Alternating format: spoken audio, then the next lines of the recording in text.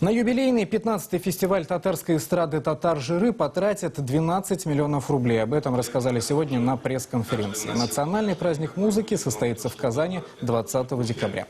Организаторы обещают, что это будет костюмированное шоу с новыми декорациями. На концерте прозвучат хиты прежних фестивальных лет.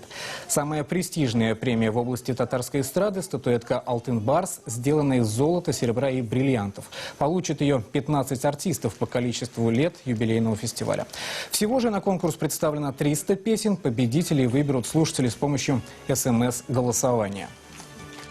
Мы постараемся в этом году каждый текст, каждую песню представить по-своему, показать изюминку каждого номера, показать изюминку каждого артиста, потому что каждый наш артист, он индивидуальность, он звезда. Вот. И, конечно, будем использовать технические новшества, которые используются в современном шоу-бизнесе, но не будем забывать и о классике.